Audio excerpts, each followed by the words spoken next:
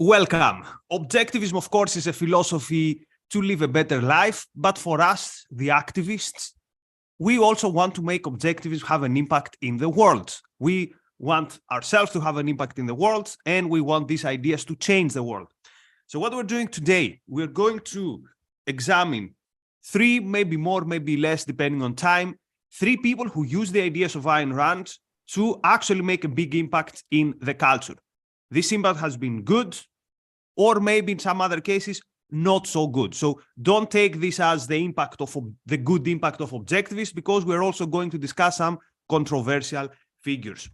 We're going to start by discussing Alan Greenspan, a guy who ended up as chairing the Fed. We're going to discuss, of course, Alex Epstein, who has, in a one-man mission, changed the way energy is discussed. And we're going to also discuss someone who, in a way, has done more for the cause of ending the military draft than all the hippies of the 60s together, Martin Anderson. Now that I think about it, there are more people who have been within the objectivist universe and have changed the culture. We could also discuss the impact of Nathaniel Branden on psychology, a topic which I haven't got much knowledge. And there are other cases. Lately, for example, we could discuss people also in the sphere of law, like Adam Mossoff. There are so many people who have a lot of impact. So, James, you're the historian. I'm just going to throw some things on the table and you tell us about these people. We're going to start with the most famous case, the case of Alan Greenspan. Now, my favorite Alan Greenspan related story comes from his early days in the movement. So we are somewhere probably in 1952. Alan Greenspan had a short-lived marriage with a woman who was in the circles of Ayn Rand. And she also introduced him to the so-called collective. Now, at that stage, Alan Greenspan was not 100% in favor of laissez-faire capitalism. And also, he was, at least according to what Nathaniel Branden says in his recollections, he was a logical positivist, which means he wanted proof for everything, including, do we even exist? So picture this. A guy shows up to Ayn Rand and says, hey, I liked your Fountainhead book, but I'm not so sure about this capitalism thing. And also, I'm not sure if I exist. So you can imagine Rand's eyebrow being raised to the roof. And also, this guy was dressed in a weird way, weird according to conventional standards, because I like this dress too. So he was wearing black suits with apparently white shirt and black tie. So in the collective, they called him the Undertaker. So it wasn't unusual for Rand to ask Branden, hey, how is it going with this guy? Has he decided whether he exists yet?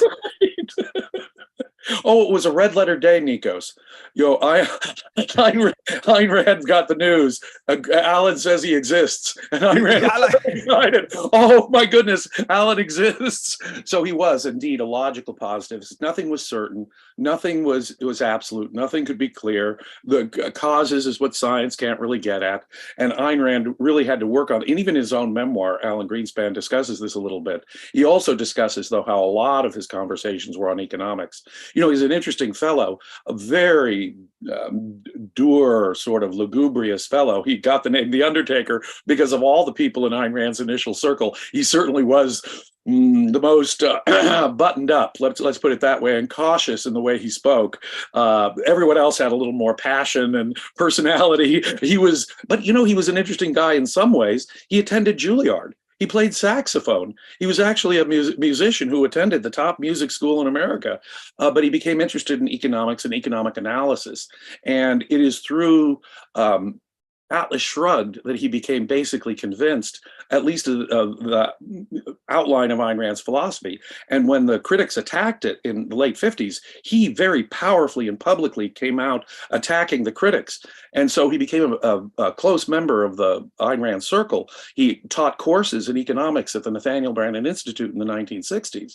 But it was through another very interesting fellow we're going to talk about, Martin Anderson, that he actually got recommended to serve in the Nixon administration, and then later in the Reagan administration as an advisor. And then, of course, course, Greenspan became, in the late 1980s, appointed a chairman of the Federal Reserve Board, the most powerful economic office in the American government, and he was the longest serving chairman of the Federal Reserve Board. Now, as objectivists, we know that there is no correct, good Fed policy. The entire operation of this Federal Reserve System is corrupt. And he even argued that in articles that he wrote in the Objectivist magazine, Ayn Rand's edited magazine back in the 60s, Gold and Economic Freedom, an article that appears in Capitalism, the Unknown Ideal. Now, he basically retracted those ideas when testifying before Congress in the 1990s, or at least qualified them in such a fuzzy, ugly way that it was clear that he wanted to convince the senators who were there approving his appointment to this important office that he wasn't religiously wedded to the gold standard or Ayn Rand's, extreme ideas. So I regard him as sort of a traitor. At many places along the road to that, he said some very interesting things, but alas, by the time he became Fed chairman, I think he'd thrown in the towel on a serious commitment to implementing those ideas in any kind of policy way. Now, there are many people who regard him as successful. I mean, leading American journalist Bob Woodward wrote a biography of Greenspan called Maestro, thinking he was a master of the economy and fine-tuning the economy and so forth.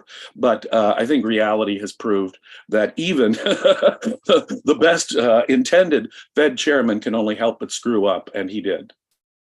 Okay, so let's figure out, because many people get confused. So they say, for example, that an objectivist was leading the Fed. So when he's appointed, I think we're still in the early 70s. He's still within the periphery of Ayn Rand's group. And actually, I think he's the one who invited Ayn Rand in the White House. Am I right? No. What happened is extraordinary. He was a policy advisor, a mid-level policy advisor for the Nixon administration.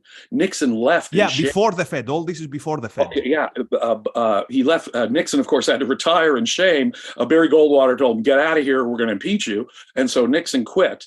And his vice president, Gerald Ford, a moderate fellow brought in for the occasion, became president for a brief time. And he appointed Alan Greenspan chairman of the Council of Economic Advisors. He became the top economic advisor to President Ford in 1975, 1976. And he could only advise the president there. But Ayn Rand actually attended the White House swearing-in ceremony. Alan Greenspan invited Ayn Rand as his spiritual mother to be right there when he was sworn in at such an important government office. So he was still quite friendly with Ayn Rand and Leonard Peikoff, even at that point. And even when he started informally advising the Reagan administration, he was tasked in the 80s, for example, on the Social Security Reform Commission, which did lead to certain reforms that, again, only could temporarily extend the life of this Ponzi scheme called Social Security. But it was his work there that got him appointed by Ronald Reagan in the late 1980s to the Federal Reserve. And throughout the 90s and the early 2000s, he was the Federal Reserve chairman. So he was not a moment when Rand said, you're out. It looks like some years later, Rand died. So throughout her life, if I'm not mistaken, he was somewhere in the periphery, not anymore active, like not anymore writing and lecturing as he did earlier. So he was lecturing at the Nathaniel Branden Institute. Some of his articles are in Capitalism, the Unknown Ideal, but slowly he became more and more distant. And then later he, as you said, he has renounced some of the core tenets of the ideas of Ayn Rand. Okay, so the verdict, how did he become such an influential figure, and did his time with Ayn Rand have anything to do with that? Yeah, well, I think, like I say, it was through another objectivist, a student of Ayn Rand's, Martin Anderson, that he got the job. First with government, first for Nixon and then with Ford. And this fellow, Martin Anderson, became an important advisor to Reagan. And again, that really helped Alan Greenspan get those positions. But by the time he became Fed chairman and was testifying to get that job, I think basically he had been tempted by the allure of Washington, D.C., the power and the prestige. I'm just psychologizing here because he became famous by that point for being a figure, believe it or not, the dour undertaker became famous as a figure in Washington, D.C. social circles. He dated leading journalists. For example, he's married right now to Andrea Mitchell, the hard left journalist for MSNBC. So I think that fun fact. Actually, I've asked this question to people who are among like the top 1% of the most knowledgeable people in objectivism, and they didn't know the answer. Do you know who married them without checking into Wikipedia? No, I don't. Okay, Ruth Bader Ginsburg. Oh my golly. Supreme I Court. didn't. That's absolutely like that's a trivia. This is, and here's another weird trivia. Both his wives, their surname was Mitchell. What are the odds? What are the odds? Yeah, his first wife was actually a very good friend of Barbara Brandon's, and she later, Joan Mitchell, would later marry Alan Blumenthal, who was also associated with Ayn Rand. So they were very close. There's a very close group of people in the 1950s associated with Ayn Rand. He was definitely part of that. But as I say, it was really only Martin Anderson that got him into government. A funny thing is when President Bill Clinton in the late 90s gave a famous State of the Union address where he said the era of big government is over. And he proposed going along with Republicans who then controlled the House of Representatives and their welfare proposal. That State of the Union address, Alan Greenspan is sitting in the gallery in the honored position next to the First Lady, Hillary Clinton. There's Alan Greenspan sitting next to us. He's getting reappointed by Clinton to be Fed chairman next to Hillary Clinton herself. So I guess the simple way of putting it is he sold out to the establishment. Right. Okay. And again, this is not. This is mostly a historical overview, and if we see, we can draw some lessons. So the lesson I get from here is that at some point there is some roots in life that are incompatible with your integrity in terms of your ideas. You cannot be, I mean, unless you can be the chairman of the Fed and you have a very clear 3 bullet points plan, how I'm going to end it within like 3 years, then at some point you will, and we've seen this many times, because his justification was something like, well, what can you do? You have to, literally like the line was, you have to compromise. So anyway, let's pause before we go to the next figure. Many thanks to Robert, to whom I was a judge in the talent show. He's a great guitar player, but you already know that. Many thanks to Jonathan Honig. Many thanks to Marilyn. Also so glad to see you some days ago in Ocon. And our friend Buster Jones, thank you so much. Very generous contribution. He says, Nikos and James, today this ought to be a fun and interesting show. Let's hope we live up to the occasion. Before we go to Martin Anderson, let's jump to Alex Epstein, someone most people know. So what we're going to do is we're going to see how did he have this big effect. So Alan Greenspan had a huge career. Did he have a huge effect in any way in the economy or the culture? I doubt that, because these two things are not the same. Maybe as chairman of the Fed, he's one of the best chairman of the Fed one could have. I don't know. But did he actually change something in, like, will future generations remember him? The answer is probably no. This is not the case with Alex Epstein. Even if Alex Epstein tomorrow says, okay, I give up my intellectual career, I'm going to just do jiu-jitsu for the rest of my life, which is one of his passions, he has made a huge difference. So let's track his life. So obviously he's someone with an unusual high intelligence. It was clear from his university, his school times. He read Atlas Shrugged when he was quite young. So then he becomes part, probably what today we'd call a junior fellow, something similar, of the Ayn Rand Institute. And that's like a golden era, because there was an actual office, and you'd walk in the office and there was Yaron, Onkar, and other people. Don Watkins was there. So that was quite the time to learn from these people.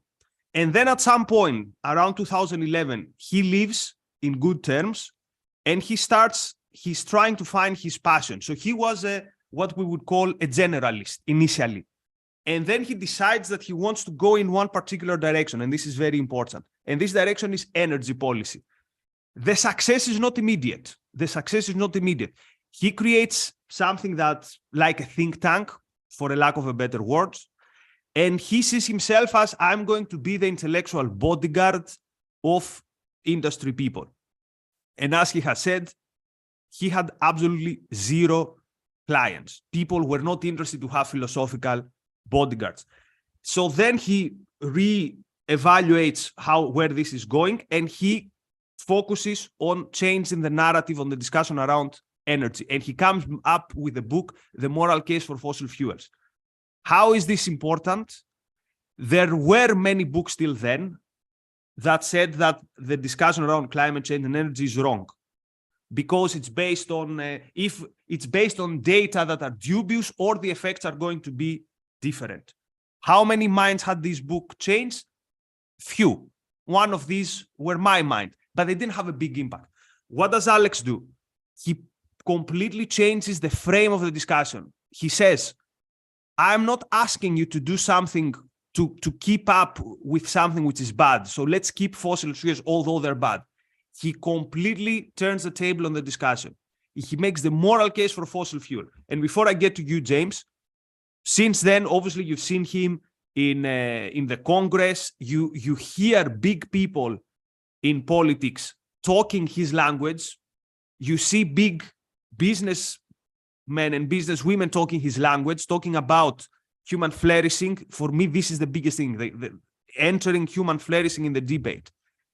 But the verdict is, he has done all this by using the ideas of objectivism. He doesn't go out and say Ayn Rand says this, but you read Fossil Future, you read The Moral Case for Fossil Fuel, and you can see everywhere that Ayn Rand and her thought is an influence. And also, Alex, he's very grateful whenever he talks about his teachers, and particularly about Onkar Ghate. So for me, Alex Epstein is a much more obvious success choice. A, because the ideas are there. B, he has had a real cultural impact. He has changed the way millions of people understand the energy topic. You said it. You said it. The moral case for fossil fuels is a revolution. I, too, was impacted by some very excellent critics of environmentalism, mind you, whether it was Julian Simon or Bjorn Lomborg. Yep. I could name a few others.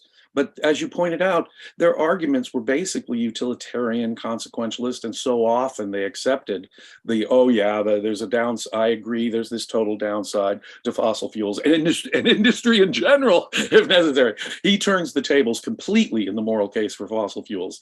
No. Look at how fossil fuels enhance life, make our lives better, make civilization possible. Think about how fossil fuels have cleaned the environment, he argues. And you're right. Those ideas can now be heard. He's testified before many legislatures, before Congress itself. He's getting a voice. I heard him just yesterday on Fox Business. It was so wonderful. Both Jonathan Hoenig and Alex Epstein were guests on a television program in the same program. So you know he's making an impact. And you're absolutely right. I'm hearing pundits on television and in newspapers actually repeating his ideas. No, fossil fuels are good for us. They are a net positive. We want to be very careful about taking away this thing because it's a good thing. And civilization and industry are good things that make human life possible. And when I hear that kind of language coming out of them, it was wonderful to hear someone say, well, I'm not a climate denier. I think I just nearly quoted Alex Epstein verbatim. I'm not a climate denier. Oh, yes, there's been some warming, but we have to be realistic about this. We have managed to cope with climate change, which is always going to happen. And I'm hearing Alex Epstein, and then he comes back around to, look how important fossil fuels are. Look at what a great achievement they were. And now I know Alex Epstein has really made an impression on minds. So to whatever extent he can actually move and change the policy debate, he's doing it in a real way that Alan Greenspan never touched, however famous and exalted his position. Right. And of course, you also mentioned Jonathan Hoenig, who also is someone who is having a big, he's on the big stage. He's on Fox News. So we could also talk about Mark, who is also a very prominent actor, and he's out there holding, let's say, the party card. So much respect to these people, because it would be very easy to just throw red meat to the conservatives in Fox News, and yet they keep their integrity. Okay, so the takeaways from Alex is that there's always a way to look at the topic in a fresh way. So quite often we think, well, Ayn Rand wrote Atlas Shrugged, Leonard Peikoff wrote the Objectivist Ethics. Everything has already been said. Even on the topic of environmentalism, Ayn Rand wrote a brilliant essay, The Anti-Industrial Revolution, and then Peter Schwartz writes the Philosophy of Privation. And yet Alex comes in and says, it can be done in a better way, and he does it. The other takeaway is something I don't like, because I cannot do it. There's a huge chance of success, a better chance of success, if you focus on one topic. Not if you're a generalist, if you become an expert on one topic, which it's not for everyone, but if you do it, and if you are at that level of how good you are, you can actually have that level of impact. I was going to make that exact point. Specialization and focus and a commitment, at least for an extended period of time, on that focus is the way you're really going to make an impact in a certain area. In some ways, I myself am a generalist. I'm interested in so many different things. But the point is that even with my controversial book, Creating Christ, I had to become an expert in a very narrow focused topic to have any real impact on that. And Martin Anderson is a great example of that. Our last example, that was the inspiration for my desire to chime in on that very point. He was a policymaker who focused in on a couple of issues where he really made a real world difference, but only because he specialized and became a super expert and focused on it. So leading into this, Martin Anderson is a fascinating guy, if I can just give you a little bit of the background here. In school, he was student body president. In 1953, he was awarded a 4-year scholarship to Dartmouth to study engineering. He graduated in 1957 summa cum laude, remained at Dartmouth to pursue Double's master's degree in both business and engineering through the Thayer School of Engineering and the Tuck School of Business. In 1959, Anderson was named assistant to the dean of the Thayer School of Engineering, and he became the acting dean. In the fall of 1959, the Ford Foundation awarded him a full fellowship to study economics and finance at the Joint Center for Urban Studies at the Massachusetts Institute of Technology. So from engineering to economics. There he became interested in urban renewal, focusing, which became the topic of his doctorate. He spent one summer working at the Ford Motor Company as a financial analyst, and in 1962, he was the first person to ever earn a PhD in industrial management, ever granted by any college or university, and MIT Sloan School of Management. So in 1968, Richard Nixon was running for president. And he had as a campaign advisor, one of his advisors, Martin Anderson. Now, mind you, in the meantime, Martin Anderson attended the Nathaniel Branden Institute. He became friendly with many of the people there, including Alan Greenspan and Ayn Rand. I myself had a chance before he passed away to speak with Martin Anderson on a couple of occasions and have some really great conversations. He was deeply, deeply impressed with Ayn Rand. And I mean at a deep philosophical level, a profound one.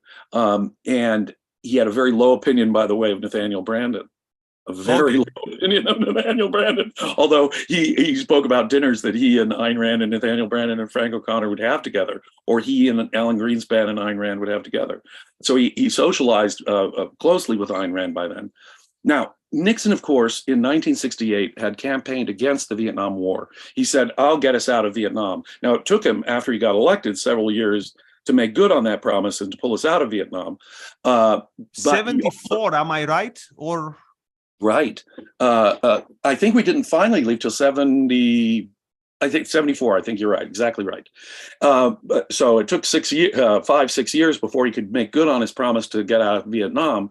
But he also campaigned. 75. 75. Yeah, I thought it may have been a bit later than 74. Yeah. So in 68, Nixon also campaigned on the promise of exploring the idea of an all-volunteer army. And so when he became elected and president in 69, he appointed a commission it may have been in 1970 that the commission actually was appointed. A former Secretary of Defense led the commission on military feasibility. And when they gave their report, Nixon appointed Martin Anderson, the chairman of the task force, to consider the economic viability of an all-volunteer army. And he recommended, both the defense secretary and Martin Anderson's commissions recommended the elimination of the draft. And within just a few short years, the draft was eliminated. The main opposition to this did not come from the left, obviously. It was convincing people on the right. And Martin Anderson played a critical role in convincing people on the right that an all-volunteer service was practical and moral. Two of Martin Anderson's books, first a collection of essays on conscription, and then his own book on conscription came out, in which he made the full and final case for this. But he did make it a specialization of his. He led a commission on this for Richard Nixon, and that, probably more than anything else, put it over the top and gave America an all-volunteer service. He really was crucial in getting rid of the draft.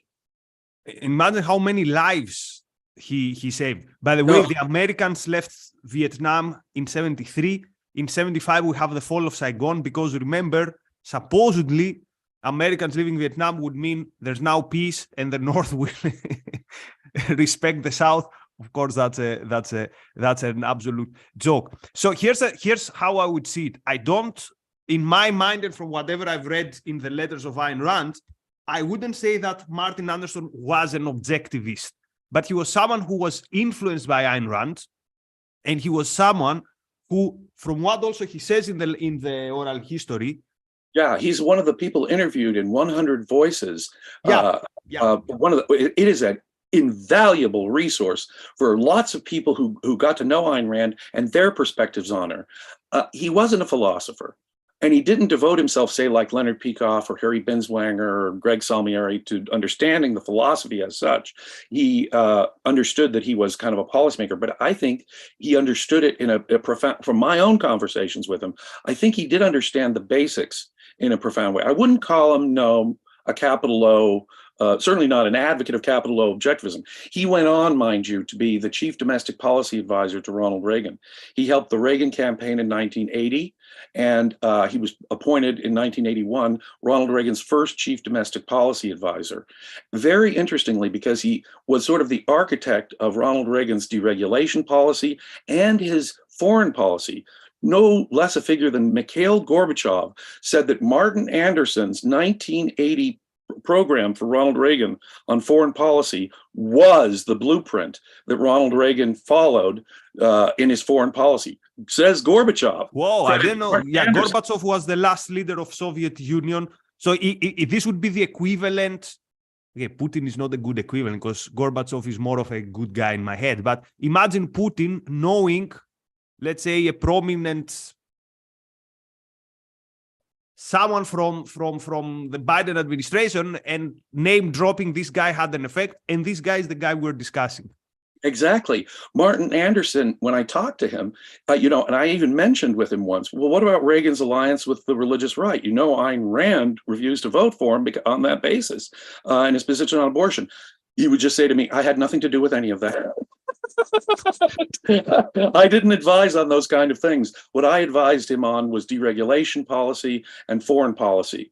And when you look at it, that was the better parts, I think, a little bit of Ronald Reagan's administration. Yeah, there are questions about Reagan with some intervention in Latin America, the Iran-Contras affair, but that's a bigger discussion. At some point, we can discuss Reagan with James. So my takeaway here is that this might be the effect on only one topic, but it was definitely on the right side of history. And again, many people in the generation after that maybe should find, he's not around, but they should have found this guy and tell him, hey, thank you. And whoever influenced your ideas, thank you. You might have literally saved my life. So we are 30 minutes past, so let's see we have many very generous contributions. So many thanks to adherent of Lady Columbia, who says, Recently heard people argument that merit creates aristocracy because works of an ancestor solidifies it, that the Bushes and the Clintons and the Cheneys are proof of this. Is this not context dropping? Both hereditary and state-backed, ignoring wealth lives in 3 generations. Okay, so there is, remember in Atlas Shrugged where Francisco talks about the real aristocracy. What does aristocracy mean? It means like rule of the best. Now, this is not really rule, but there's something in the term like of an elite, but with a good way. It means people who have earned it.